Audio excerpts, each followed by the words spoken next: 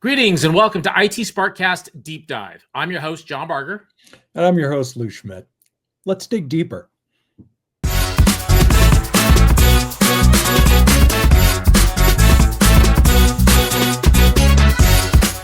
SPARCcast Deep Dive is a venture into topics that we feel are important with insights, opinions, and a little sarcasm from two experts, each with over 20 years of experience working in IT or for IT vendors. Absolutely. And remote work is a topic we care very much about because we're seeing a lot of drives to return to office or RTO that are founded on mistaken metrics. We're going to explore this in depth, and this episode is the outline, what we're going to look at and how we're going to look at it. If you haven't seen the first episode that we did on remote work titled IT's Essential Role in Enabling Remote Work, Productivity, Flexibility, and the RTO Debate, then we're going to put a link above Lou's head if you're on YouTube. If you're on the audio podcast, we'll put a link in the show notes. Suggest that you go watch that now so that you're all caught up before we get going. With that, Lou Dog, do you want to give us a quick recap of the last episode? Sure. And I can condense it to its very Simon Sinek basics. Start with the why. Why do we care about this? Ultimately, we've both done remote work as both employees and as leaders, and it can be very challenging, but it can be incredibly rewarding. So let me give you the quick hit as to why you in IT space and everybody else in your role as a trusted advisor to your leadership team should care about this. One is talent is not geographic. You can get incredible talent at much better compensation, which is a net win for both of you if you reach outside of a dense metropolitan area and be able to hit all the exurbs. Exurbs are growing. I saw an article just today on that. How many workers have moved 60 miles or more away from a major metropolitan area? So that is definitely happening. Resilience is an issue. Folks, I live in an area that was impacted by Hurricane Helene. That was a tropical storm or whatever when it got up here. We are still going around roads. Now, we are, unlike I'm not in the center of a metro area that took a major hit like Asheville, but I would like you to envision a major storm, a really major storm, say hitting DC or Charlotte, where you have a number of facilities, an 8.0 earthquake in the valley. You guys are in deep trouble. The San Juan de Fuca faults moves in Seattle. I-5 West, you've got major issues. Folks, if you're distributed, you can deal with this stuff. You can go on. Business continuity operations become part of your DNA, and you will go on. Cost is an amazing thing as well. It costs a lot of money to run a building. The folks in HR and facilities have a number they call the BIS number, butts and seats. I guarantee you it is cheaper to equip me with a good office than it is to give me a mouse for a box to sit in. And then that brings us to the last point, which is balance. Happy employees do great work. We've seen that over and over again. And balance leads to happy employees. So happy employees will stay with the company, reducing the turnover expense. Turnover is very expensive. If you're a manager, you don't need me to tell you that. You know what the price is. It's not good. So while that we've sort of walked you over those basics, let's talk about what we've found are the 5 critical points you have to cover to create the right environment for remote work. John, do you want to take this one? Yeah, and before we really get kicked off on that, as we mentioned in the first episode on this topic, why do you as an IT leader care about this? Why is this your responsibility? And at the end of the day, IT is the enabling factor on remote work. And if IT doesn't do a good enough job on it or isn't given the resources necessary to accomplish that, then remote work will fail. But that's the only reason that remote work should fail. Between IT and the proper management structure and management expertise, remote work can work for almost any information worker. Anybody that sits in front of a computer should be able to sit in front of that computer in the office, at home, in a Starbucks, at the beach. It really shouldn't matter. And that's, I think, the really important part. And as we get deeper and deeper into this, more and more episodes in, we're going to get more and more technical and talk about the solutions that will help you achieve that. And some of those, don't just deploy Teams or Zoom and assume that remote work's going to happen properly. There's a lot more to it, and we're going to get into all of that. Now, that being said, the number one piece here that we really want to talk about is a clear communications infrastructure. This is really, really important and the most critical piece to this.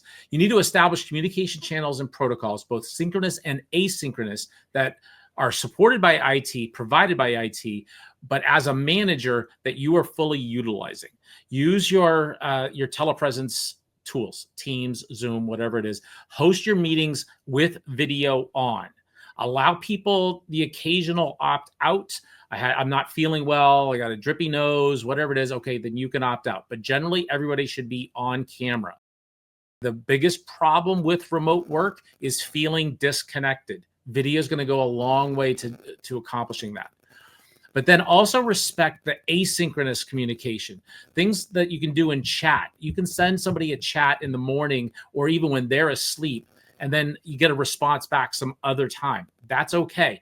It doesn't all have to be real-time communication. That's super, super important.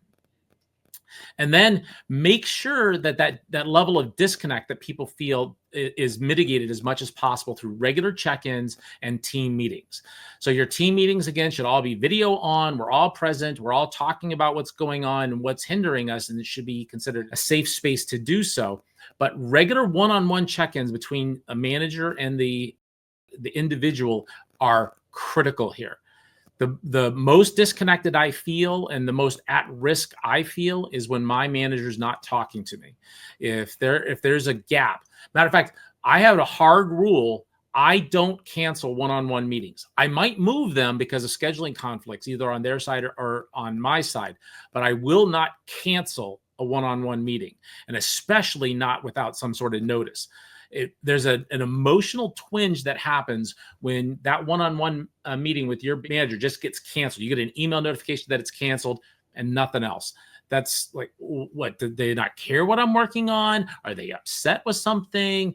Do they just have things that are more important? They should never be asking those questions. The one-on-one meeting should be one of the most important aspects of your job.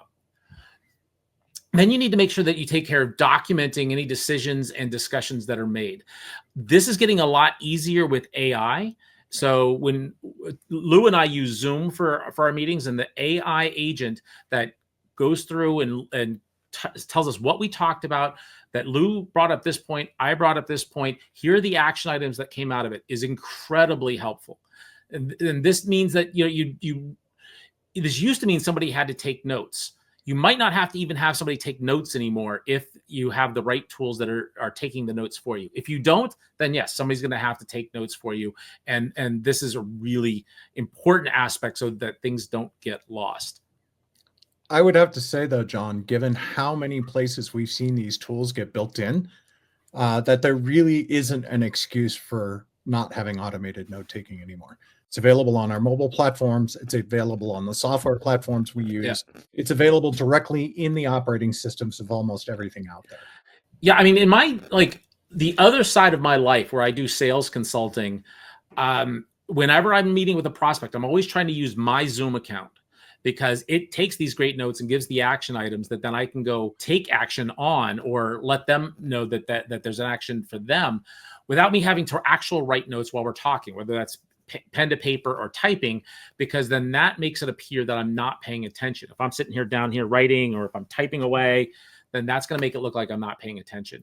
So now I can give somebody my full focus and then feel confident that I'm going to get a pretty good transcript with action items and summaries. And that's a big game changer for somebody who's like in a sole proprietorship, but it's huge for a manager on one-to-one. So now I can focus, look you in the eye, Lou, and say, what's going on today and how can I help? And something else is taking the notes for me so I don't forget to deal with it. You know what is going on today, John? What's that? Point number 2. As we talked, we've already sort of given you a preview. Strong digital tools and systems are crucial as well. You have to, our job in IT is to ease the path for communication and management to flow so that the work can flow. And that's going to mean we're going to have to investigate several things. We're going to have to look at reliable project management software. What works, what's available. Is it part of a suite? Do you use Microsoft Project? I saw a lot of you flinch out there. We're going to look at a few other things like Monday and Trello and other stuff.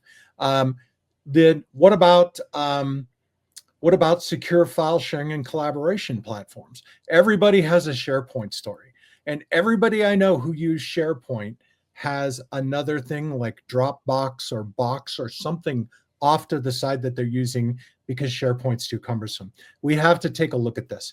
It has to be seamless internal and external sharing. Here's one that with some research I didn't even think about, and it's possible you haven't even thought about it as well. That is time zone management tools. We're going to dig into what's out there because Outlook can kind of do it, but it mostly sucks because we set our work hours to about an 8-hour block. Usually some of us are twisted and sick and go farther than that. But if you're managing a team around the world, which both of us have done, it becomes an impediment, not an augmenter to your workforce. So we're going to take a look at that as well. Also, video conferencing solutions. This is something that we've talked about extensively. There is a big difference between a huddle versus a meeting, a small team meeting versus a large company meeting, and how things go about. Now, we've seen Zoom, for example, as one of the top tools because it works really well for the large meetings, which is usually one-to-many. Think of it as multicast, right? All this stuff being broadcast out, not a huge amount of interaction. There's just too many people. A smaller meeting, there is more interaction, and the tools in Zoom, as we discussed earlier with transcribing, really help. But the huddle, the idea of replicating the hallway conversation or break room conversation, that takes more work. And that existing Teams, in our experience, doesn't quite do it. But we'd like to look at it and see, hey, could it be tuned to make it do this? Is there other software? Do we need a particular endpoint? I have a great big reflective thing over here. That's an OLED screen. That's going to become part of my test rig for what sort of personal telepresence systems we can build. Do you have to buy one? Which vendor is it? Let's go test them and take a look. And along with the structure that you have technologically, you also need to have a structure for remote work policies. Yeah. So before we jump into that, I do want to say, what are you using for supporting remote workers? We have some strong opinions. I feel, again, that Zoom is kind of top of the space for the telepresence piece. I'm not a big fan of a lot of the Microsoft tools. We've been using some other tools for collaborative purposes, and we would like to hear from you. So send email to feedback@itsparkcast.com or send us a note on X @itsparkcast. We want to hear what you're using, and then maybe that's something that we can test out as we go and start making recommendations in later episodes. Absolutely. We really like to know. We're looking at Meeting Owl. We're looking at Neat. I've got an OBS cam here. The new webcam inside of the new Macs is really quite good. What do you got? Logitech? And HP? What? And maybe it's something surprising. I had a manager that worked for me that started using Kahoot, which is a gaming application, which allows you to hit buttons and vote and actually gamify some of his meetings with Kahoot.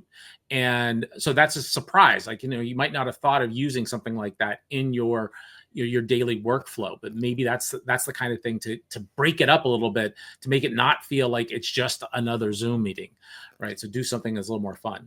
I had another manager once that held leadership meetings in Xbox Live on Call of Duty. And if you put out a really bad idea, they'd put you out to get shot. So anyway, but the thing is, strong digital tools and systems back up strong, structured remote work policies. John, why don't you lead us through that one? This is really important as well. I mean, these are all really important notes, but again, this is where the manager really needs to step up and be part of the solution here. And as IT leaders, we need to start doing this and be the example for everyone. So first, and this is just being a good manager in general, whether it's remote or not, is set clear expectations around work hours, availability, how the presence is supposed to show up. Are you supposed to show up on camera? What's your presence SLA? Do you have a minimum number of meetings you need to be hitting? What is the requirements of being a remote worker? I think that's really key. You need to be in an appropriate dress. You shouldn't be in a bathrobe. Things along those lines that are really important. You want to set guidelines for the meetings and the communication around how do you report out. One of the things I'm a big fan of just recently was, in some cases you need status reports, and if you do, let them provide that status report in the way that's easiest for them. Is that them sending you a text message or a chat message? Is it them sending you an email? Is it them sending you a video or an audio recording of what they're working on? Again, those tools that we have will allow you to create transcripts of that. So you can transcribe and enhance and summarize those audio and video feeds into something that's textual that you can then use. Let the individual decide. We have people out there that have anxiety around writing, or they have anxiety around being on video, or whatever it is. That's something that we can help them work with. And then metrics around performance that goes along with what we talked about with the SLA. This is really, really important, because the more remote you get, the less connected you feel to the day-to-day operation. And am I doing a good job? Am I overachieving? Maybe I need to back off a little bit. Maybe if I'm putting in 80 hours a week, is anybody even noticing? Those are things that are really, really important. And again, the most uncomfortable I get in my job is when my manager isn't giving me feedback, right? Because to me, that lack of feedback is a negative. That means that there's something that's not going right. Either they don't care, or I'm not doing enough, or I'm not doing it well enough. And that's the things that are going on in my head. And that's what's going to go on inside the heads of the people that report to you. Make sure that they have the right equipment, right? And that might mean that they get a stipend that they can go use to buy the right monitor and the right video camera and the right microphone, or whatever it is that they need.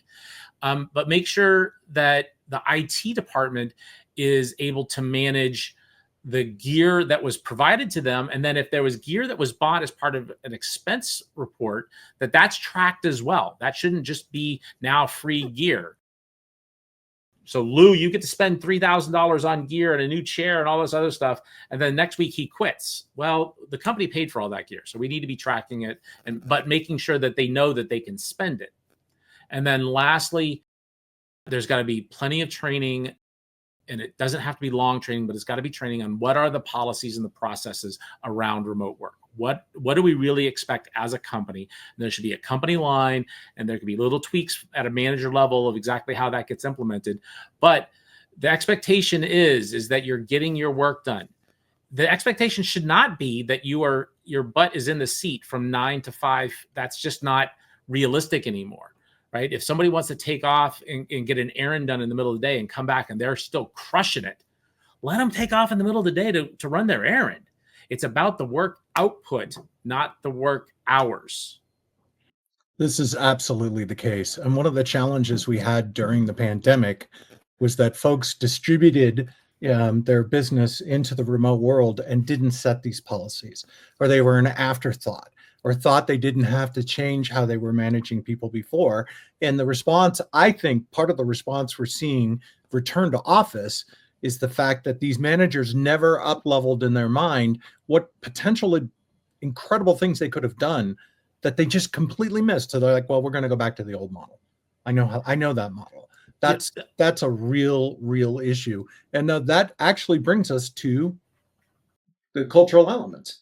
Rolling from right into the cultural elements, one of the things I think is really important is that working remotely eliminates a huge time suck on the employee, which is commuting. And commuting can be, for some people might be lucky enough at just a few miles, but in a lot of cases it's 30, 60, 90 minutes each way. That time, if you're encouraging your people enough, and if they feel they got a strong manager, that time, most of that should go back to the individual and their family, but some of that can come back to work. If I'm thinking, I was actually talking to my daughter about this, about remote work and how she would feel if I was leaving the house at 6:30 or 7 o'clock in the morning, just after she gets up, before she goes to school. And I'm getting home at 6:30 or 7, just before she goes to bed. She almost cried. Right. So allow me to spend more time with my daughter. And you know what? I'm going to give you a little extra effort back.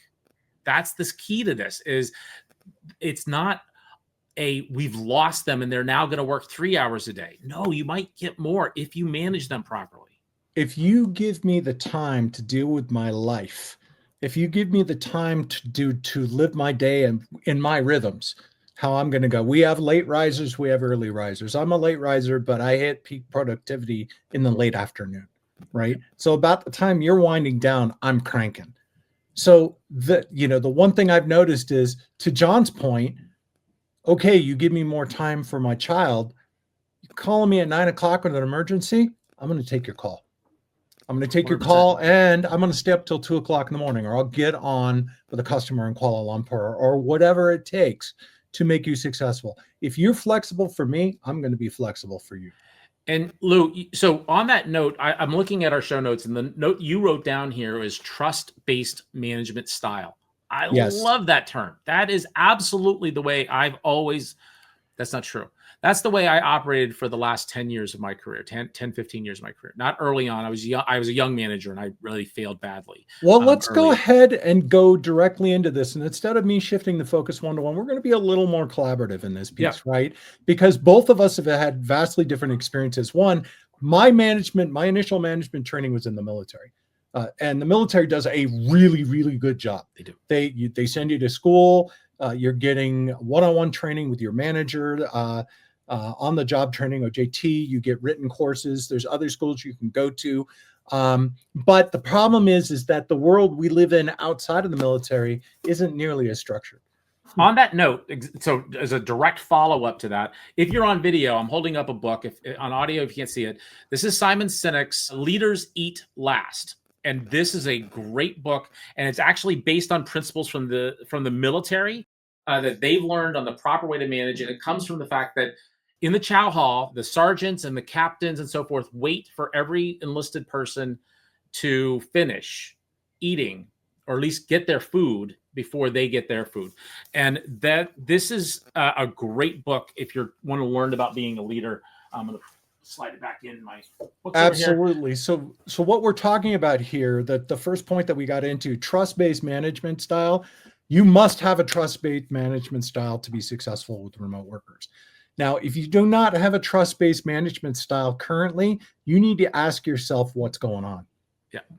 It is because either you're working in a call center, or you have 40% turnover per week in a support organization. You're not ready to go to remote work because everything else is on fire right now. Right. You've got to solve that problem first. And trust, in this case, especially in this case, is a two-way street. And the way you start is you provide trust. I trust you're going to get your things done. I had a former colleague of mine reach out to me after last week's episode, and he told me a story. And I want to hear your story. So again, feedback at itsparkcast.com or at itsparkcast on X. And what he said was that he has a relatively new manager, and they had their one-on-one, and he started going through his week.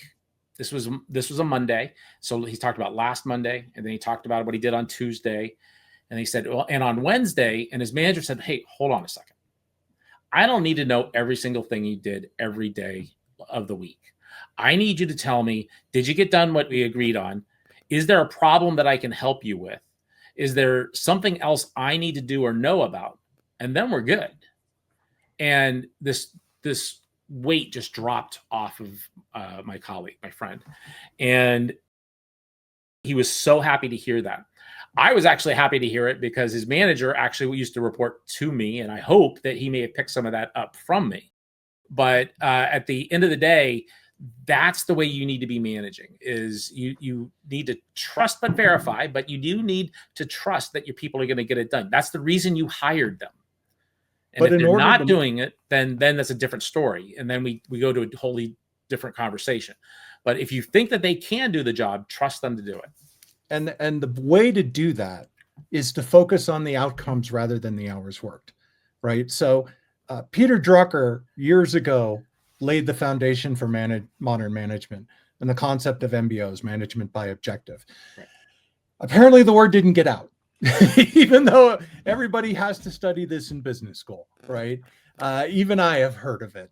And being able to chunk up and define your job and then define the points required. Remember, we talked about management software earlier?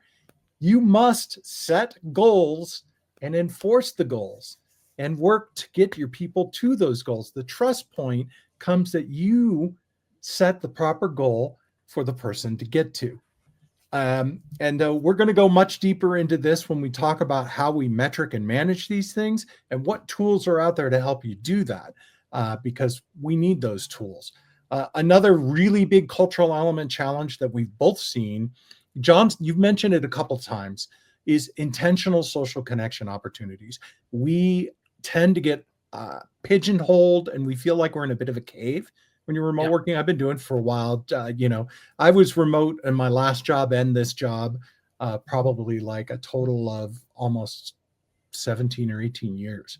And it's really easy to get to feel like you are isolated. So some of the tips I picked up, I've been asking around my circle of folks who has to deal with this, is common chat rooms that are always open. Here's one thing that will absolutely freak your CFO out. Bring up a video room, chat room, or whatever, whether it's a Zoom space or whatever, leave it on. That's your virtual break room. Anybody can come in. And when one person comes in, whether you do this with Teams or Zoom or whatever, it's got to be high quality. Yep. It alerts everybody else that somebody's in the room. Yep. That pushes coordination together. That pushes interaction. And we're going to go much deeper into that, including how you set this up. So, the interesting thing about that is that we are not advocating that there should be no office time, that we don't need offices. What we're advocating is that the majority of the time your work can be done remote, and then you do get together to collaborate. But that means that you theoretically will have times where the offices have people in them.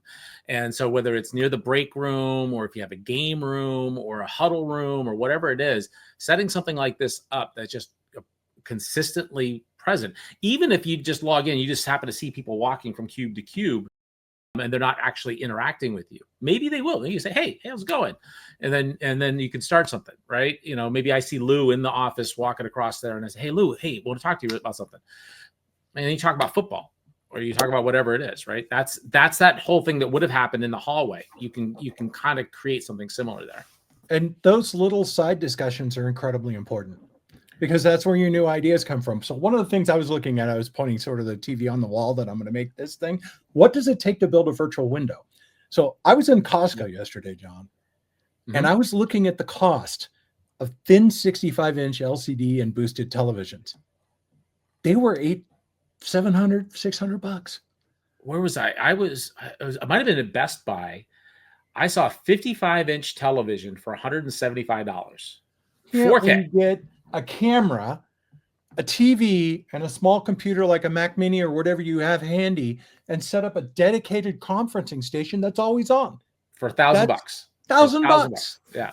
So, these are the ideas we really want to explore, because that's your virtual hallway, right? There you go. And that kind of inclusive practices prevent remote worker isolation. Right. We need that interaction. We all do as humans. But you've got a programmer you're keeping in the basement somewhere. It happens. And then you take those 2 points, the intentional social connection and the inclusive practices, and you put those together. And that's when you create fun activities. So you used to have, and you still can obviously have those mealtime activities where everybody goes out to dinner after a big long set of meetings, or you go out to lunch during the middle of the day. Sometimes, when we are together, we can do that. But let's find other ways to playfully interact, or in an entertainment way interact. host a watch party, watch a TV show that's related. So Lou and I are talking about doing watch parties with you, where we're watching the IT Crowd, which is a great television show. Lou's never seen it. I've seen it once, the whole season through. I'd love to do it again. That would be something that we would love to do, like on Discord or on Twitch or something like that. And include you in it. We'll watch it. We'll make commentary about it, and then do something. You could do that. You could find something that's related to your industry, or you could do game night, or you can do other things of interest. Have somebody tell funny stories about what they when they were a kid, something to get you to learn about them. There's all kinds of ways that you can get people to open up and talk and form relationships with the rest of the coworkers. The more little things you know about each other, the better you work together. And this sort of brings us back around to the management practices, because at the end of the day, we have objectives we have to achieve. We have to do all this. And in IT, 1, we're underfunded. 2, we're overtasked. And 3, they expect the impossible because, like Montgomery Scott on the Enterprise, we frequently deliver. We're just not as good about setting timelines as he was. So when you talk about the management practices for this, we've both seen this. Trust but verify is the way to go. So that's regular one-on-one meetings. As John said, do not blow these off. They're incredibly, if you're not hearing anything from somebody, that's a time to really start thinking about getting, hey, how you doing? Can you show up on a virtual thing? I have this question about, I remember once somebody reached out to me about freaking radon gas. They needed some information, but they also needed to talk. And I was like, absolutely living. We've also talked about clear goal settings and OKRs, right? Get all these things, structured performance reviews. Oh my God. Have you had a good performance review in the past 10 years? Right. Yeah. If you're looking, if the problem is that performance reviews that are driven by HR are mostly useless. Has been my experience. I'm going to go be bold, put that right out there.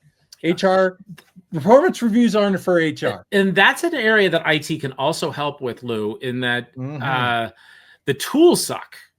So every performance review tool that HR has put in front of me is just, I just groan at the thought of using it.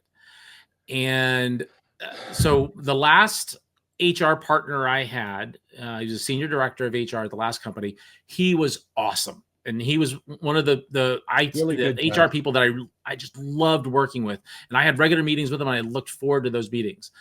But I knew him well enough that he was pushing this tool as something that was really good and we should use. And it wasn't. It really, really wasn't. And I cringed, and I put in less effort because the tool was so bad in the reviews that I did. I would generally do a pretty good job of letting people know where they were, but that using that tool always was a pain. So that's an area that HR can help. Find a good tool for HR to use to provide those performance goals and reporting. And please be proactive about this in IT. 100%. We have a much greater view of the rest of the company from a very different perspective, because most of the time when people go to HR, it's like either there's a really weird problem, like the guy in my cubicle next to me isn't showering, or somebody's printing something inappropriate, or they're going to HR because of something. People don't trust that HR is looking out for them. But when they come to you in IT, when they come to us, we're always fixing their stuff. Right. So we actually have a much better read on what's working and what isn't. And there's certainly metrics there. One other thing that we'd like to emphasize, the last point, I think, emphasis on written communication. I can't tell you how many times this has saved my bottom. Yeah, no, this is important, because we all get busy and we forget. And somebody's working on something. They've been working on something for a week. They've been working hard on it. And then priorities shifted. And it's like, well, why are you working on that? Well, nobody told them that the priorities shifted, right? So written communication is really important. And again, this is an area where AI can help you. It's taking the notes from the highlights and the action items from a meeting, having AI help you there, having AI help you craft certain documents. So 18 months ago, I had somebody make a really significant judgment error. Really, and it was very concerning, and the word got out. There were SVPs involved. They heard about this. And so as part of the discussion, I had to write up the notes from it. And it was a really good guy. He was somebody I really enjoyed working with, but he screwed up, and he screwed up badly. So I had to put it in writing. And I was just sitting there looking at my keyboard, like dreading having to write this up, because every word I put down felt like I was stabbing this guy in the back. So I used AI to help. I put in the basic concepts. I just said, here's the situation that happened. I need to write up a letter to describe the situation, and here's the actions that we're going to be taking going forward, and so forth. And then AI generated it. I tweaked it from there, because especially back then, 18 months ago, it wasn't perfect, but I tweaked it so that it hit the note, and it took me a lot less time because of the emotions. I mean, I could have written it up just as fast as the amount of time I put in there, but because of the emotions involved, I didn't. So use tools to help you get through that written communication piece. Another condition where the written communication, if you have a major meeting, especially with an outside vendor, partner, something like that, those AI notes that you get back, send them out. If you're the one person who got those notes, say, these were the expectations, these were the expectations, these are what we said. Situation I got into once with a partner, we had a written contract with them, signed contract, both sides, for parameters of how they would test and what we would do and what we supported and what they did, right? So the lawyers wrote it down. Nobody checked that. So they came back and said to us, oh, we did this thing to this device and it kind of blew up, and now we need you to spend $1 million on a new one. And I went, wait a minute. Went over to legal, pulled the contract, read the contract, said, where did you put that device? Oh, in a heat chamber with no air transfer. Yeah, you cooked it. Yeah, that's not us. So in episode 2 of IT SPARcast, very early on in our sessions here, I had a hot take on remote work, and I specifically took on Amazon, Andy Jassy, and others. And I touched on a lot of these topics, but I also talked a little bit more about management style. So I highly recommend that you take a look at that.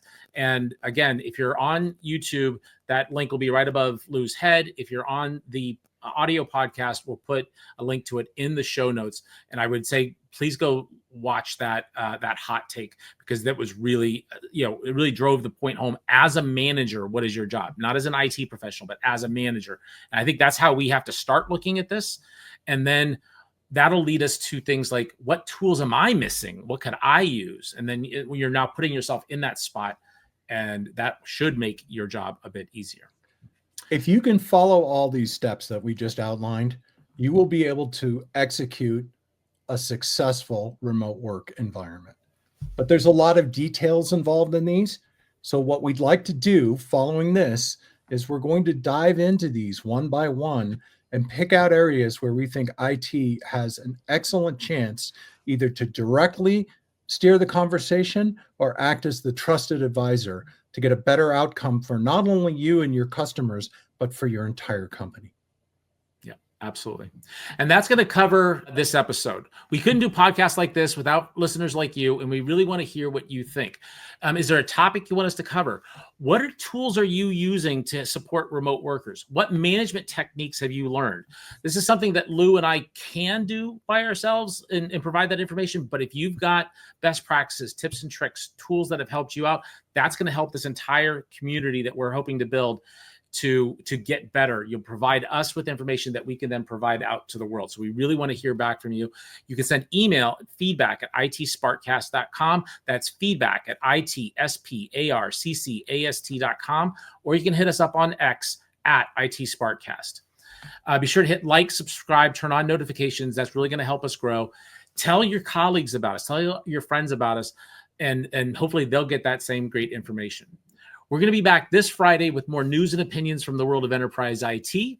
If you're watching this pretty close to real time, a quick programming note that next week is the Thanksgiving holiday here in the United States. So we'll take that week off. We'll be returning after this Friday's episode on Wednesday, December 4th for the next episode of IT SPARCast Deep Dive, where we're going to go one level deeper into the remote work topic.